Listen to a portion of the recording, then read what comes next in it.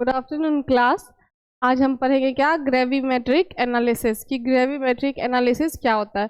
उससे पहले हमने पढ़ा था क्या, रिडॉक्स टाइट्रेशन, जिसमें मतलब रिडक्शन और ऑक्सीडेशन होता था। टाइट्रेशन तो होता था लेकिन उसमें कौन सा प्रोसेस यूज होता है, रिडक्शन और ऑक्सीडेशन। ठीक है, तो रिडक्शन और ऑक्सीडेशन दोनों आपस में मिलकर एक टाइट्रेशन बनाया जिसको हम कहते हैं रिडॉक्स टाइट्रेशन। ठीक है, उसका प्रिंसिपल ये था सीधा सा कि मतलब कि जो इलेक्ट्रॉन्स का लॉस होगा, ठीक है, उससे क्या होगा, ऑक्सीडेशन का प्रोसेस बढ़ेगा। और वहीं पे क्या था कि जो आपका अगर गेन हो रहा है इलेक्ट्रॉन का, तो उसमें क्या होगा कि ऑक्सीडेशन का जो स्टेट है वो घटेगा। तो उसको हम, जिसमें इलेक्ट्रॉन का जो आपका लॉस होगा उसको हम ऑक्सीडेशन कहेंगे, और जिस ऑक्सीडेशन के स्टेट में इलेक्ट्रॉन का गेन होगा उसको हम रिडक्शन बोलते हैं। ठीक है, फिर वहाँ पे यूज़ हो रहा था आपका ऑक्सीडाइजिंग एजेंट आ गया था, जिसमें कि आपका एग्जाम्पल KMnO4 हो गया, K2CrO7 हो गया, I2 हो गया, KiO3 हो गया।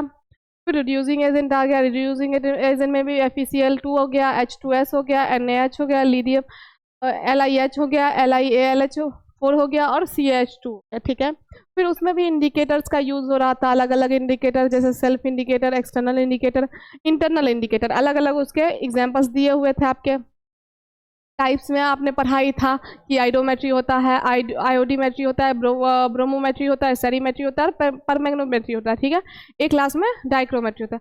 इस्तेमाल इसका यूजेस जो हो गया वो आपका हो ही गया ऑक्सीडाइजिंग एजेंट में और रिड्यूसिंग एजेंट में। फिर आपका हो गया जो फार्माकोपियल एसे वगैरह होता है उसको उसके फॉर्मुलेशन के लिए। फिर हो गया आपका ड्रग मटेरियल सिंथेसिस के लिए, उसमें यूज़ कर लोगे।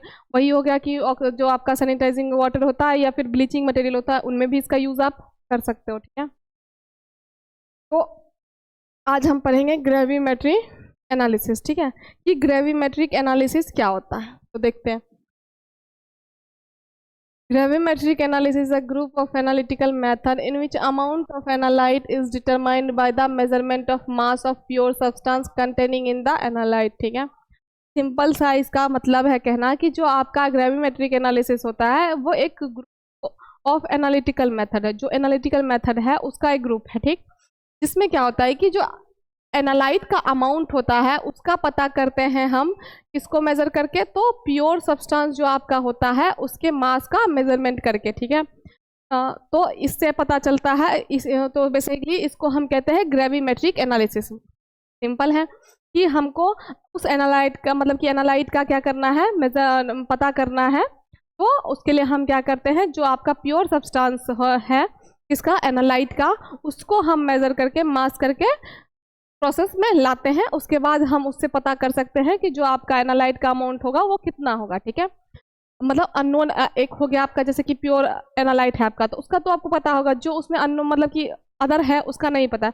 उसको पता करने के लिए आपको सबसे पहले क्या करना पड़ेगा, प्योर सब्सटेंस का मास मेजर करना पड़ेगा। ठीक है, उसके लिए आपको स्टेप्स फॉलो करना पड़ेगा। कौन कौन से, तो सबसे पहला है आपका प्रिपरेशन ऑफ द सॉल्यूशन। सबसे पहले हम क्या कर लेंगे, सॉल्यूशन बना लेंगे। तो कैसे बनाएंगे, sample solution is prepared for the analysis, precipitation should be carried out in dilute solution. मतलब सिंपल सा कहना है कि जो आपका सैंपल सॉल्यूशन प्रिपेयर होगा किसके लिए, एनालिसिस के लिए, चाहे प्रेसिपिटेशन के लिए, वो आपका डाइल्यूट फॉर्म में होगा। ठीक है, फिर कहता है कि adjustment of the volume, appropriate pH, getting the desired properties of the solution for the precipitate is taken in the this step. ठीक है, तो आपको जब मतलब कि जो प्रॉपर प्रेसिपिटेट बनाने के लिए आपको क्या करना पड़ेगा, जो उसका वॉल्यूम होगा, pH होगा, उन सबको प्रॉपरली आपको एडजस्ट करके रखना पड़ेगा। ठीक है, तो आपका जो प्रोसेस है वो है प्रेसिपिटेशन। फिर कहता है कि this step requires addition of the precipitating agents in the form of solution to the sample solution. अब आपको अगर प्रेसिपिटेट बनाना है तो उसके लिए आपको प्रेसिपिटेटिंग एजेंट का यूज करना पड़ेगा सैंपल सॉल्यूशन में। ठीक है, और जो आपका प्रेसिपिटेटिंग एजेंट होगा वो भी आपका लिक्विड के फॉर्म में ही होगा। ठीक है, फिर आपका कहता है कि after addition of the first drop of the precipitating agent super saturation occur and nucleation starts to occur where molecules or precipitate aggregate together and forms a nucleus. ठीक है, तो कहता है कि आफ्टर जब आप उसमें ऐड कर दोगे प्रेसिपिटेटिंग एजेंट के बाद क्या होगा कि उसमें सुपर सैचुरेशन होगा। सुपर सैचुरेशन के साथ साथ उसमें न्यूक्लिएशन भी स्टार्ट हो जाएगा। न्यूक्लिएशन स्टार्ट होने के बाद क्या होगा कि जो आपका मॉलिक्यूल है वो प्रेसिपिटेट को एग्रीगेट करना शुरू कर देगा। उसके बाद आपका क्या होगा, एक न्यूक्लियस बनेगा। ठीक, ये हो गया इसका सेकेंड स्टेप। आप तीसरे पे अगर आप जाओ तो वो हो गया आपका डाइजेशन, ठीक है। डाइजेशन में अगर आप जाओ, let precipitate stand in contact with the solution from precipitated usually at high temperature. कहता है कि जो आपका प्रेसिपिटेट है उसको थोड़े देर के लिए आप मतलब कि उस सॉल्यूशन के कांटेक्ट में लाओ जो कि जिससे वो प्रेसिपिटेट हुआ है, ठीक है, इस पे तो हायर टेम्परेचर पे, ठीक। फिर कहता है कि the small particles tend to dissolve and precipitate on the surface of the larger crystals. जो आपके स्मॉल पार्टिकल्स होते हैं वो डिजोल्व होते हैं एंड प्रेसिपिटेट होते हैं कहाँ पे, कौन से सरफेस पे, लार्जर क्रिस्टल्स के सरफेस पे, ठीक है। This process is called digestion, और इसी प्रोसेस को हम क्या कहते हैं, डाइजेशन कहते हैं। फिर कहता है कि फिल्ट्रेशन एंड वॉशिंग। जो आपका फिल्ट्रेशन एंड वॉशिंग का प्रोसेस है उसमें आ गया, it is crucial to wash the precipitate very well in order to remove all absorbed specific will increase the weight of the precipitate, ठीक है। मतलब कहने का मतलब है कि ऐसे अनवांटेड चीज़ें जो उस पर आ गया हो तो हम क्या करेंगे कि वॉश आउट करेंगे, ताकि जो मतलब वॉश आउट होने के बाद क्या होगा कि प्रेसिपिटेट का जो अननेसेसरी वेट होगा वो आपका क्या होगा उसमें नहीं कैलकुलेट होगा, ठीक है। तो जितना वेट प्रेसिपिटेट का होगा वही होगा, एक्स्ट्रा में जो उसमें रहेगा अटैच वो नहीं होगा, इसीलिए उसको हम क्या कर लेंगे, फिल्टर करके वॉश कर लेंगे, ठीक है। फिर कहता है कि dilute nitric acid ammonium nitrate dilute acetic acid में भी यूज फॉर वॉशिंग। तो ये सारे चीज़ जैसे अमोनियम नाइट्रेट हो गया, नाइट्रिक एसिड हो गया, एसिटिक एसिड हो गया, इन सब चीज़ों को आप उसको वॉश करने के लिए यूज़, मतलब प्रेसिपिटेट को वॉश करने के लिए यूज़ आप कर सकते हो, ठीक है। उसके बाद है usually it is good practice to check for the presence of precipitating agent in the filtrate to the final washing solution. तो ये एक मतलब अच्छा प्रैक्टिस है ताकि आप चेक कर सकोगे कि जो प्रेसिपिटेटिंग एजेंट का प्रेजेंस है किसमें, फिल्ट्रेट में ऑफ फाइनल वॉशिंग सॉल्यूशन, मतलब उसमें है या नहीं है, ठीक है। उसके बाद है filtration should be done in appropriate size कुछ फिल्टर और इग्निशन फिल्टर पेपर। जो आपका फिल्ट्रेशन होगा या तो वो गूच फिल्टर के साथ होगा या तो इग्निशन फिल्टर पेपर के साथ होगा, ठीक है।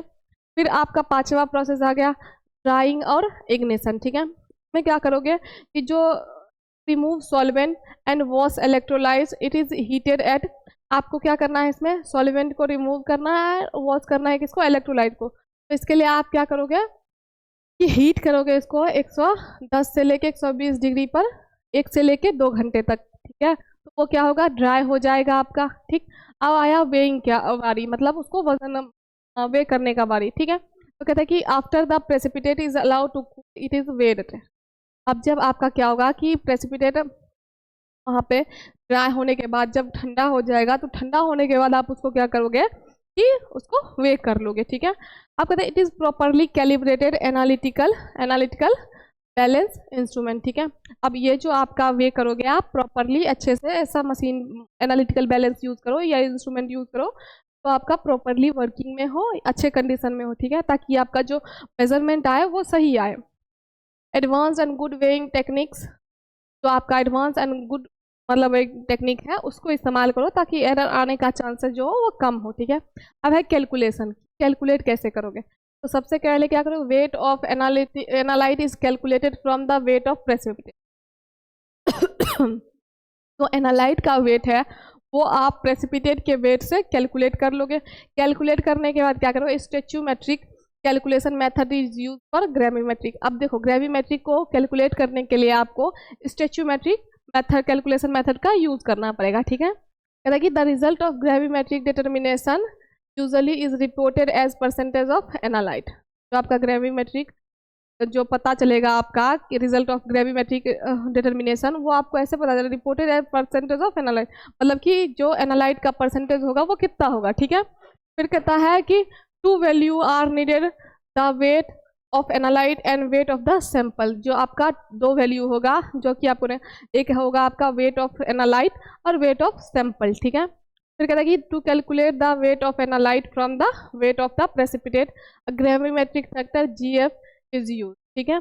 अब देखो क्या कह रहा है यहाँ पे, सिंपल सा ये फॉर्मूला यूज करोगे, सबसे easy percentage A equal to gram of F of analyte और ग्राम ऑफ सैंपल। वहाँ पे बताया गया कि अगर आपको निकालना है तो आपको किसके बीच में निकालना है, जितना आपने एनालाइट लिया है और जितना आपने सैंपल लिया है, प्लस में उसको क्या करना है 100 से मल्टीप्लाई कर देंगे, ठीक है। तो बेसिकली इसमें आपका जो प्रोसेस यूज हुआ वो है कि पहले हम क्या किए, प्रिपेयर सैंपल जो आपका था उसको प्रिपेयर कर लिए, फिर उसको प्रेसिपिटेट कर लिए, प्रेसिपिटेशन के बाद उसमें डाइजेशन हो गया, डाइजेशन के बाद हमने उसमें क्या किया, फिल्टर कर लिया और वॉश कर लिया, फिर ड्राई कर लिया और इग्निशन मतलब उसको ड्राई कर लिया, फिर वे कर लिया, उसके बाद हम कैलकुलेट कर लेंगे इसी फॉर्मूला का यूज करके कि percentage equal to gram of analyte by gram of sample taken for the analysis into 100। ठीक है, अब है टाइप्स ऑफ ग्राविमेट्रिक एनालिसिस, मतलब कि कौन कौन से टाइप्स आपके ग्राविमेट्रिक एनालिसिस के होते हैं। तो सबसे पहला है आपका वोलेटाइलाइजेशन ग्रेविमेट्री। ठीक है, इसमें क्या होता है कि इन्वॉल्व्स हीटिंग और chemically decomposing the sample to isolate its component. ठीक है, इसमें क्या होता है कि किसी भी कंपोनेंट को आइसोलेट करने के लिए, अलग करने के लिए हम क्या करते हैं कि हीटिंग और केमिकली डिकम्पोजिंग मेथड का यूज करते हैं, जो कि आपका किस में आता है, वोलेटाइलाइजिंग ग्रेविमेट्रिक। जैसे कि इसमें आप ये फिगर देख लो, इस तरीके से हम इसमें क्या करते हैं, हीट का इस्तेमाल करके हम करते हैं। कैसे, सबसे पहले हम अपना स्टैंड और जो आपका बंसन बर्नर होता है उसको सेट कर लेते हैं, फिर आप इसको क्ले ट्राइंगल में एक लोगे इस शेप का, फिर आपका क्रूसिबल के साथ इसको क्या करोगे, क्योंकि क्रूसिबल का यूज इसलिए करते हैं ना कि जो क्रूसिबल होते हैं आपके उस जैसे चाइना डिश वगैरह हो गया, उसमें हीट का जो अफेक्ट होता है वो नहीं होता है, क्योंकि वो मिट्टी का बना हुआ होता है एक तरीके से। ठीक है, उसके बाद हो गया आपका प्रेसिपिटेशन टाइट्रेशन, मतलब जिसमें आप प्रेसिपिटेट बना लो। तो कहता है कि अब प्रेसिपिटेट बनाने के लिए आपको प्रेसिपिटेटिंग एजेंट का काम होगा, तो वही कहता है कि इसमें involve use of precipitating agent to isolate one or more parts of solution, the precipitate is then filter. अब देखो इसमें क्या करना है, सिंपल सा, किसी चीज़ को आइसोलेट मतलब अलग करने के लिए आपको क्या करना है, सेपरेट करने के लिए कि आपको प्रेसिपिटेटिंग एजेंट का यूज करना है, जिससे कि वो अपना एक या एक पार्ट जो भी सॉल्यूशन का होगा वो अलग हो जाए, और उसके बाद क्या करेंगे, हम उसको फिल्टर कर लेंगे और ड्राई कर लेंगे और वे कर लेंगे। ठीक है, तो ये आपका ये हो गया मेथड, एक तरह से लेके आप चल सकते हो। ठीक है, इसमें आप क्या कर लोगे कि मतलब एक आप ये सेटअप आप देख रहे हो सिंपल सा, ये आपको लेके चलना है कि हाँ ये आपका प्रोसेस इसमें यूज होगा। कैसे, तो सबसे पहले हम क्या करेंगे, प्रेसिपिटेट बनाएंगे, प्रेसिपिटेट को हम क्या करेंगे, फिल्टर कर, यहाँ पे आपका प्रेसिपिटेट बना, ये हो गया आपका सुपर नेटेंट, उसके बाद ग्लास स्टरिंग हो गया, जिससे आप इसको मतलब क्या कहते मिक्स कर सकते हो। ठीक है, ये जो आपका कहलाएगा वो डिजिटल मीटर कहलाएगा। ठीक है, फिर आपका हो गया इलेक्ट्रोग्रेविमेट्री। ठीक है, जिसमें आप क्या करोगे कि जो इलेक्ट्रिक करंट्स होते हैं उनका हेल्प लेके आपके किसी चीज़ को आइसोलेट कर, कहते हैं कि ions are separated using an electrical current and deposited on electrode commonly used for metal like steel. जैसे कि स्टील वगैरह के डिटरमिनेंट्स के लिए को सेपरेट करने के लिए इसका यूज़ हम करते हैं, क्योंकि इसमें क्या करते हैं हम इलेक्ट्रिक करंट का यूज़ करते हैं। तो इलेक्ट्रिक करंट का जब यूज़ करते हैं तो उससे हम क्या करते हैं, किसी चीज़ को सेपरेट करते हैं, चाहे वो आयंस हो या कोई और चीज़ हो। जैसे कि ये वाला मेथड आपका हो गया, यहाँ से ये ले लो, ये आपका हो गया, यहाँ पे आपका ये यहाँ से पास होगा करंट। ठीक है, उसके बाद यहाँ पे आपने इलेक्ट्रोड यूज कर लिया, फिर ये आपका हो गया एक ब्रिज हो गया, ये आपका मेम्ब्रेन हो गया, और ये हो गया आपका मेटेलिक इंडिकेटर। ठीक है, जो कि आपको इंडिकेट करेगा। उसके बाद हो गया आपका थर्मोग्रेविमेट्री। ठीक है, थर्मोग्रेविमेट्री में क्या होगा कि major changes in weight of substances as function of temperature और टाइम। जो आपका मेजरमेंट्स चेंज होते हैं वेट में, वो ऐसे होगा कि डिपेंड करेगा टेम्परेचर और टाइम पे। ठीक है, useful for studying thermal stability and decomposition behaviour. Thermal stability जो होते हैं उसको और डिकम्पोजिशन बिहेवियर को मतलब के बारे में जानने के लिए आप इसका यूज कर सकते हो। जैसे ये रहा आपका, ठीक है, यहाँ पे आपका हीटर लगा हुआ है, यहाँ पे आप सैंपल पुट करोगे, ये हो गया आपका मेजरिंग सिस्टम। ठीक है, तो ये आपका जो इक्विपमेंट होता है वो यूज होता है किसके लिए, थर्मोग्रेविमेट्री के लिए। ठीक, अब जो आपका क्या है यूजेस है इसका। ठीक है, कैसे, कौन कौन सा यूज है आपका, पहला है quantification of inorganic and organic compounds, मतलब कि ऑर्गेनिक और ऑर्गेनिक कंपाउंड्स के क्वांटिफाई करने के लिए, उसी की क्वांटिटी पता करने के लिए हम इसका यूज कर सकते हैं। Use for elemental analysis, elements को एनालिसिस करने के लिए हम इसका यूज कर सकते हैं। और क्या कहता है कि widely applied in modern analytical chemistry, जो आपका अब मॉडर्न एनालिटिकल केमिस्ट्री चलता है उसमें ये बहुत ज़्यादा यूज होता है आपका। ठीक है, फिर कहता है offers high sensitivity and accuracy. ये क्या होता है, इसकी सेंसिटिविटी भी बहुत ज़्यादा हाई होती है और एक्यूरेसी भी बहुत ज़्यादा हाई होती है। तो अगर प्रॉपरली आपको कोई चीज़ एक्यूरेट वे करके करना हो तो आप ग्रेविमेट्रिक एनालिसिस का यूज कर सकते हो। ठीक है, तो ये था आपका पूरा ग्रेविमेट्रिक एनालिसिस। ठीक है, अब इसमें अगर किसी को कोई कन्फ्यूज़न हो नेक्स्ट क्लास में पूछ लेना। ग्रेविमेट्रिक एनालिसिस में आपने पढ़ लिया सिंपल सा कि ग्रेविमेट्रिक एनालिसिस क्या होता है। अब उसको करने के लिए, एनालिसिस को कंप्लीट करने के लिए 3-4 मेथड थे, जिसमें सबसे पहला सॉल्यूशन को प्रिपेयर करना, फिर प्रेसिपिटेट बनाना, डाइजेशन, फिल्ट्रेशन, वॉशिंग, ड्राइंग और वेइंग, और लास्ट कैलकुलेशन। कैलकुलेशन का फॉर्मूला था आपका percentage equal to gram of analyte by gram of sample taken. जितना आपने एनालाइट लिया और जितना आपने सैंपल लिया इनटू 100। ये रहा आपका पूरा प्रोसीजर स्टेप। सबसे पहले सैंपल को प्रिपेयर करना, प्रेसिपिटेट बनाना, डाइजेशन, उसके बाद आपका फिल्ट्रेशन एंड वॉशिंग हो गया, ड्राइंग हो गया, वेइंग हो गया और कैलकुलेशन हो गया। ठीक है, लास्ट में आपका था कि कौन कौन सा टाइप होता है ग्रेविमेट्री का। तो 4 है, वोलेटाइजेशन ग्रेविमेट्री, प्रेसिपिटेशन ग्रेविमेट्री, इलेक्ट्रोग्रेविमेट्री और थर्मोग्रेविमेट्री। ठीक है, एनालिसिस में यूज में आ जाओ तो इनऑर्गेनिक और ऑर्गेनिक कंपाउंड को के क्वांटिटी को पता करने के लिए, फिर एलिमेंट्स को एनालाइज करने के लिए मॉडर्न एनालिटिकल केमिस्ट्री में यूज होता है आपका, और इसके पास हाई सेंसिटिविटी और हाई एक्यूरेसी है। ठीक है, चलो थैंक यू।